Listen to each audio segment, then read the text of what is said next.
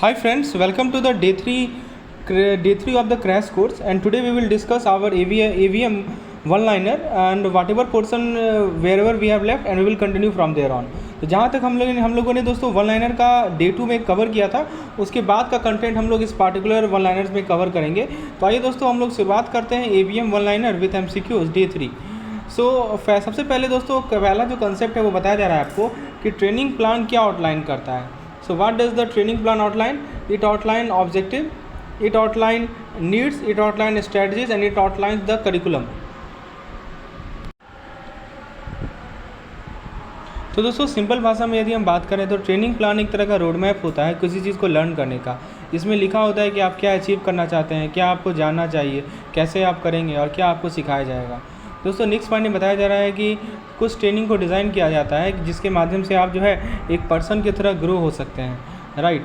Specific job के लिए नहीं। जैसे मान लीजिए कि एक पर्सनल डेवलपमेंट कोर्स है, वो आपको हेल्प कर सकता है ज़्यादा कॉन्फिडेंट होने में, जिससे दोस्तों किसी भी जॉब में आपको बेनिफिट मिलेगा, किसी स्पेसिफिक जॉब के लिए नहीं होता है ये पर्सनल डेवलपमेंट कोर्स। फिर दोस्तों एरिक एरिक्सन के बारे में बताया जा रहा है कि इन्होंने एक तरीका बताया कि हम अलग अलग लाइफ के स्टेजेस को समझ सकें, जैसे कि चाइल्डहुड, एडोलेसेंस, एडल्टहुड। तो समझिए कि एक तरह का टूल है जिससे आप चेंजेस को और चैलेंजेस को जिससे हम लोग गो थ्रू होते हैं उसको समझ सकते हैं। नेक्स्ट है दोस्तों HRIS एक फैंसी कंप्यूटर सिस्टम है जो कि कंपनीज़ को हेल्प करता है इन्फॉर्मेशन को मैनेज करने में। किसी के बारे में इन्फॉर्मेशन, एम्प्लॉय के बारे में इन्फॉर्मेशन कि एम्प्लॉय का कॉन्टैक्ट डिटेल क्या है, जॉब हिस्ट्री क्या है, पे रोल क्या है। तो HRIS एक टूल है ताकि सब कुछ ऑर्गेनाइज रखा जा सके कंपनी के HR डिपार्टमेंट में। So HRIS is a tool to keep everything organise in a company HR department. Next दोस्तों एटीट्यूड के बारे में बताया जा रहा है। तो एटीट्यूड क्या होता है कि एटीट्यूड एक कंसिस्टेंट तरीका होता है जिस तरह से आप फील करते हैं और किसी चीज़ के बारे में एक्ट करते हैं। जैसे मान लीजिए कि आपके पास एक पॉजिटिव एटीट्यूड है अपनी जॉब की ओर, तो आप अच्छा फील करेंगे और हर एक दिन अच्छा काम करेंगे, हार्ड वर्क करेंगे। ये होता है हमारा एटीट्यूड। तो आपका एटीट्यूड बताता है कि आप कैसा फील करते हैं, यानी इमोशनल हो गया, क्या आप जानते हैं यानी इन्फॉर्मेशनल हो गया, कैसे आप एक्ट करते हैं यानी बिहेवियरल हो गया किसी चीज़ के बारे में। तो 3 चीज़ मैंने आपको बताया कंपोनेंट, एक इमोशनल कि कैसे आप फील करते हैं, इन्फॉर्मेशनल कि क्या आप जानते हैं, और बिहेवियरल यानी कैसे आप एक्ट करते हैं। तो ये जो 3 चीज़ है वो आपका ओवरऑल एटीट्यूड को बनाता है। So all this 3 thing makes your overall attitude. फिर दोस्तों नेक्स्ट पॉइंट में बताया जा रहा है कि आपका जो एटीट्यूड है वो आपको हेल्प करता है कि आप फिट हो सकें और अपनी वर्क प्लेस में एडजस्ट हो सकें। यदि आपका पॉजिटिव एटीट्यूड होगा तो आप अच्छे से अडेप्ट कर लेंगे और अपने कलीग के साथ गेट अलॉन्ग होंगे। एटीट्यूड दोस्तों आपके सेल्फ स्टीम के लिए शील्ड के रूप में काम करता है। जैसे मान लीजिए कि आपके पास एक स्ट्रॉन्ग बिलीफ है अपने एबिलिटीज़ में, तो आपके सेल्फ इमेज को प्रोटेक्ट करेगा डैमेज होने से, क्रिटिसिज्म से या फेलियर से। तो दोस्तों एटीट्यूड एक तरह का बिल्डिंग ब्लॉक होता है ये शो करने का कि आपका बिलीफ कितना इंपॉर्टेंट है।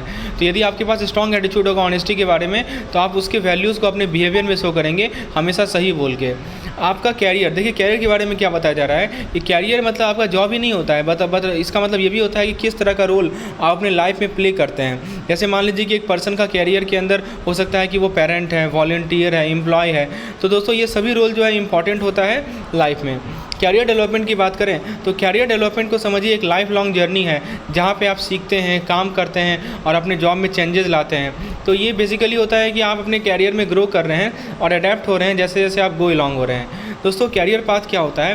कैरियर पाथ को समझिए कि एक सीरीज ऑफ जॉब है जिसके थ्रू आप अपने लॉन्ग टर्म कैरियर गोल तक पहुंचते हैं। जैसे मान लीजिए कि आप एक डॉक्टर होना चाहते हैं तो पाथ क्या होगा? आप मेडिकल स्कूल जाइए, रेसिडेंसी कीजिए और एक फिजिशियन को प्रैक्टिस कीजिए, राइट, बिकमिंग अ प्रैक्टिशियन फिजिशियन। तो ये आपका तरीका हो सकता है वहाँ तक पहुँचने का।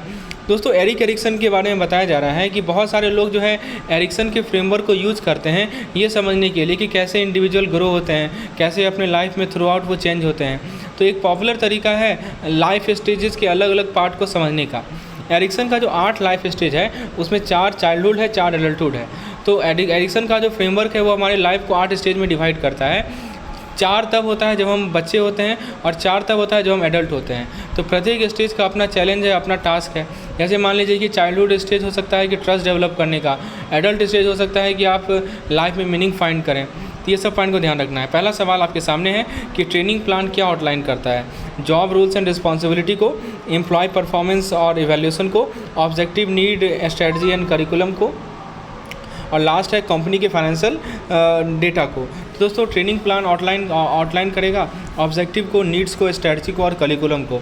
नेक्स्ट पॉइंट है कि डेवलपमेंट ट्रेनिंग का प्राइमरी एम क्या होता है। तो दोस्तों ट्रेनिंग का मेन एम होता है ग्रोथ पे, जॉब स्पेसिफिक स्किल नहीं होता है, तो ये पर्सनल ग्रोथ पे फोकस होता है डेवलपमेंट ट्रेनिंग। तो option number B correct answer है इसका।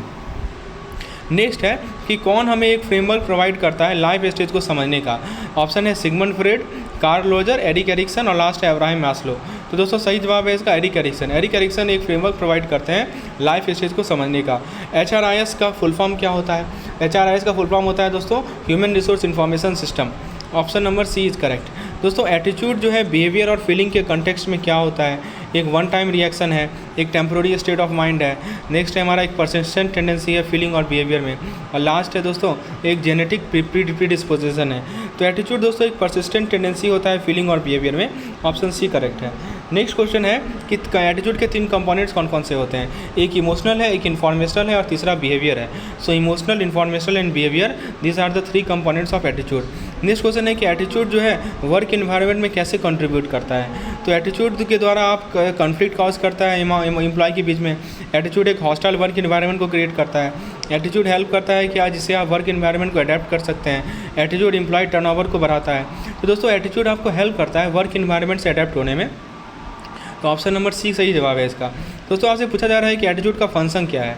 तो एटीट्यूड का फंक्शन है, ऑप्शन ए कर रहा है कि पब्लिक पॉलिसी शेप करना, सेल्फ इमेज को प्रोटेक्ट करना, सोशल कन्फॉर्मिटी को प्रमोट करना, और लास्ट है आर्टिस्टिक एक्सप्रेशन को इन्हांस करना। तो एटीट्यूड क्या करता है दोस्तों? आपके सेल्फ इमेज को प्रोटेक्ट करता है, यानी ऑप्शन बी सही जवाब है। दोस्तों नेक्स्ट क्वेश्चन है कि एटीट्यूड का क्या पर्पज़ है वैल्यूज़ के कंटेक्स्ट में। ऑप्शन ए कर रहा है कि कोई रिलेशनशिप ही नहीं है वैल्यू का। तो ऑप्शन बी कर रहा है कि एक आदमी के वैल्यू के साथ ये कॉन्फ्लिक्ट होता है। ऑप्शन सी कर रहा है कि एक बेसिस प्रोवाइड करता है वैल्यू को एक्सप्रेस करने का। ऑप्शन डी कर रहा है कि ये वैल्यू के नीड को रिप्लेस करता है। तो दोस्तों एटीट्यूड आपको एक बेसिस प्रोवाइड करता है वैल्यू एक्सप्रेस करने का। एटीट्यूड एक बिल्डिंग ब्लॉक होता है ये शो करने का कि जो आप बिलीव कर रहे हैं वो इंपॉर्टेंट है। नेक्स्ट पॉइंट है दोस्तों कैरियर क्या होता है? तो दोस्तों कैरियर का ऑप्शन एक कर रहा है कि जॉब टाइटल होता है, वर्क रोल और लाइफ रोल अंडरस्टैंडिंग होता है, जॉब ड्यूटीज़ एंड रिस्पॉन्सिबिलिटी होता है, या एजुकेशन क्वालिफिकेशन है। तो कैरियर का मतलब ये होता है कि आपका जॉब ही नहीं बल्कि आप क्या रोल अपने लाइफ में प्ले कर रहे हैं। ठीक है, तो मतलब आपका work role and life role understanding. Option B is correct. Next question है कि कैरियर डेवलपमेंट प्राइमरीली किस चीज़ से कंसर्न होता है? तो कैरियर डेवलपमेंट आप जानते होंगे एक ऑनगोइंग प्रोसेस है, managing learning work and transition. तो दोस्तों एक ऑनगोइंग प्रोसेस होता है managing learning work and transition, ये कैरियर डेवलपमेंट होता है। ऑप्शन सी सही जवाब है। दोस्तों पूछा जा रहा है कि कैरियर पाथ क्या होता है? तो कैरियर पाथ दोस्तों मैंने आपको बताया था ना कि एक सीरीज ऑफ जॉब है जिसके थ्रू आप अपने लॉन्ग टर्म कैरियर की गोल को रीच पहुंच सकते हैं। जैसे आप डॉक्टर होना चाहते हैं तो आप मेडिकल स्कूल जाएंगे, रेसिडेंसी करेंगे, या ये फिजिशियन को प्रैक्टिस करेंगे। तो कैरियर पाथ क्या होता है? A map of all possible job option, a set of random career choice, a job sequence toward career goal. तो सही जवाब है दोस्तों एक जॉब सीक्वेंस होता है टुवर्ड कैरियर गोल। ऑप्शन सी सही जवाब है। नेक्स्ट क्वेश्चन है कि कौन सा फ्रेमवर्क को कॉमनली यूज़ करते हैं लाइफ के स्टेज को समझने के लिए?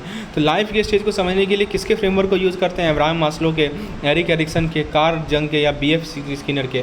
दोस्तों मैंने बताया था कि लाइफ स्टेज को समझने के लिए एरिक एरिक्सन के फ्रेमवर्क को कॉमनली यूज़ करते हैं। तो ऑप्शन बी सही जवाब है। नेक्स्ट क्वेश्चन है कि कितने लाइफ स्टेज हैं एरिक एरिक्सन के फ्रेमवर्क में?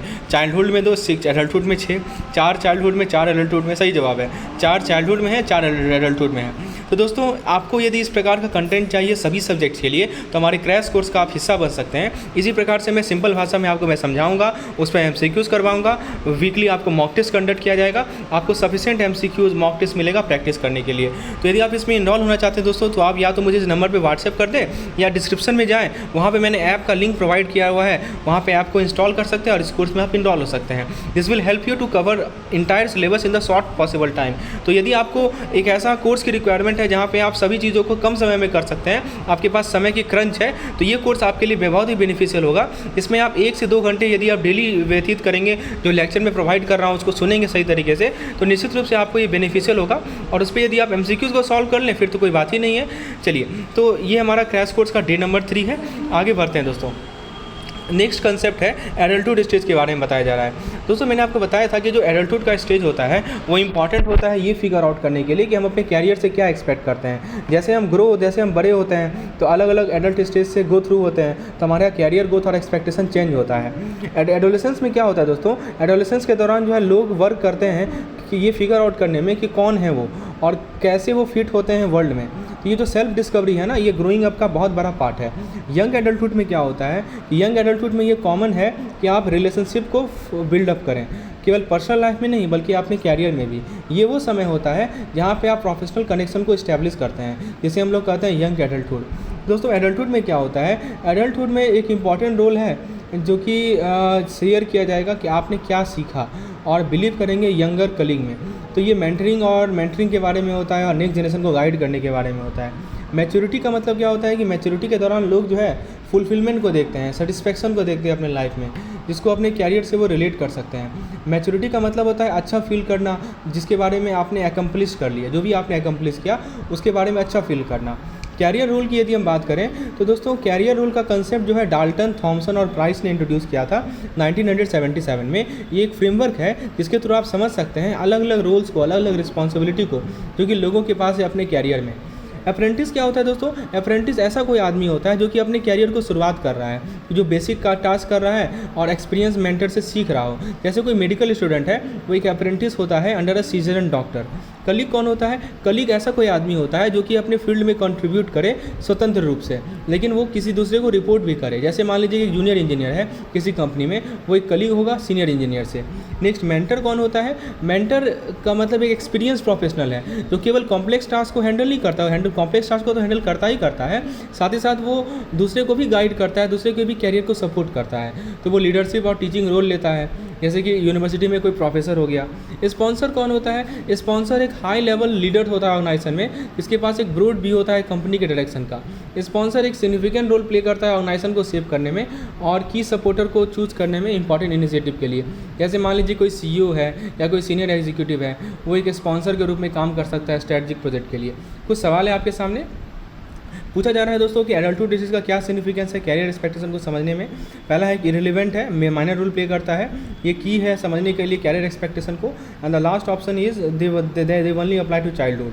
तो बताइए दोस्तों, आपसे सवाल पूछा जा रहा है कि एडल्टहुड स्टेज का क्या इंपॉर्टेंस है। तो दोस्तों मैंने आपको बताया था कि एडल्टहुड स्टेज जो है बहुत इंपॉर्टेंट है ताकि आप कैरियर के एक्सपेक्टेशन को समझ सकें। So they are key for understanding career expectation, option C is the correct answer. दोस्तों नेक्स्ट क्वेश्चन है कि आपके जो एडोलेसेंस का जो प्राइमरी फोकस होता है वो क्या होता है अकॉर्डिंग टू एरिक एरिक्सन। तो ऑप्शन ए कह रहा है कि कैरियर इस्टेब्लिश करना, ईगो आइडेंटिटी को डेवलप करना, हॉबीज़ और इंटरेस्ट को परस्यू करना, रोमांटिक रिलेशनशिप को फॉर्म करना। तो मैंने आपको बताया था दोस्तों कि एरिक एरिक्सन के अनुसार जो एडोलेसेंस होता है उसका प्राइमरी फोकस होता है ये फिगर आउट करने में कि वो कौन है, यानी सेल्फ परसेप्शन और दूसरे के व्यू को। तो ऑप्शन बी सही जवाब है। नेक्स्ट क्वेश्चन है आपका कि की एस्पेक्ट क्या है यंग एडल्टहुड का पर्सनल डेवलपमेंट के कॉन्टेक्स्ट में। तो जब आदमी यंग एडल्टहुड होता है ना तो वो रिलेशनशिप बिल्ड करेगा, केवल पर्सनल लाइफ में नहीं बल्कि अपने कैरियर में भी। ठीक है, तो ये ऑप्शन ए कर रहा है pursuing higher education. Next option कर रहा है कि building relationship in various area. Yes correct. तो रिलेशनशिप बिल्ड करना बहुत सारे एरिया में, ये सही जवाब है, option B is the correct answer. Next question है कि इनमें से कौन सा रोल है जो कि एडल्टहुड के साथ एसोसिएटेड है कैरियर डेवलपमेंट के कॉन्टेक्स्ट में। नया स्किल सीखना, पर्सनल इंटरेस्ट को परस्यू करना, नॉलेज पास करना, वैल्यू पास करना यंगर कलीग को, और रिटायरमेंट के लिए प्लान करना। बताइए दोस्तों एडल्टहुड के साथ जो कौन सा रोल एसोसिएटेड होता है। तो दोस्तों मैंने आपको बताया था कि एडल्टहुड में होता है कि आप नॉलेज पास करते हैं, वैल्यू पास करते हैं अपने यंगर कलीग को। ऑप्शन सी सही जवाब है। नेक्स्ट क्वेश्चन है दोस्तों कि जो हमारा मैच्योरिटी स्टेज है एरिक एरिक्सन की थ्योरी में, उसका सेंट्रल थीम क्या है। तो मैंने आपको बताया था कि मैच्योरिटी के दौरान जो है लोग सेंस ऑफ फुलफिलमेंट देखते हैं, सेटिस्फैक्शन देते हैं अपने लाइफ में। तो इसका सही जवाब क्या हो जाएगा, seeking ego integrity through life meaning and satisfaction. Option B is the correct answer. Next question है कि कैरियर रोल का कंसेप्ट किस चीज़ से एसोसिएटेड है। तो मैंने आपको बताया था कि कैरियर रोल का कंसेप्ट डाल्टन, थॉमसन और प्राइस ने दिया था और ये एसोसिएटेड है basically cooking and Kennedy article career development से associated, right. So it is associated with career development. So option B is correct. Apprentice के बारे में सवाल पूछा जा रहा है कि अप्रेंटिस के रोल को इनमें से कौन सा स्टेटमेंट बेस्ट डिस्क्राइब कर रहा है। ऑप्शन ए कर रहा है कि कॉम्प्लेक्स टास्क को इंडिपेंडेंटली मैनेज करना, टीचिंग और मेंटरिंग करना दूसरे को। देखिए अप्रेंटिस अपना कैरियर शुरुआत करता है, वो रूटीन वर्क करता है मेंटर के अंदर। तो ऑप्शन सी सही जवाब है। नेक्स्ट क्वेश्चन है कि इसमें से कौन सा कलीग के रोल को कैरेक्टराइज कर रहा है। तो कलीग के बारे में मैंने बताया था कि कलीग ऐसा कोई पर्सन होता है जो कि इंडिपेंडेंट कंट्रीब्यूशन देता है। ठीक है, तो ऑप्शन बी सही जवाब है। नेक्स्ट क्वेश्चन है कि आपके मेंटर का प्राइमरी रिस्पॉन्सिबिलिटी क्या होता है। तो मेंटर ऑप्शन ए कर रहा है कि रूटीन टास्क करना, कॉम्प्लेक्स टास्क को हैंडल करना, फाइनेंशियल एडवाइस प्रोवाइड करना, परफॉर्मेंस इवैल्यूएशन कंडक्ट करना। तो मेंटर का प्राइमरी रिस्पॉन्सिबिलिटी होता है कॉम्प्लेक्स टास्क को हैंडल करना और साथ ही साथ दूसरे को मैनेज करना और रिस्पॉन्सिबिलिटी लेना। ठीक है। तो दोस्तों ये सभी कंटेंट्स हैं, आप देख सकते हैं। आपके लिए CIB का क्रैश कोर्स है, यदि आपको इंडिविजुअल सब्जेक्ट का क्रैश कोर्स चाहिए तो वो भी हमारे पास अवेलेबल है। चाहे मान लीजिए आपको AVM का चाहिए या BFM का चाहिए, किसी पार्टिकुलर सब्जेक्ट का चाहिए, that is also available. What you need to do, you need to just install our app and get access to this content. So if you want to get access to the remaining content, you have to enroll in our course. Thank you.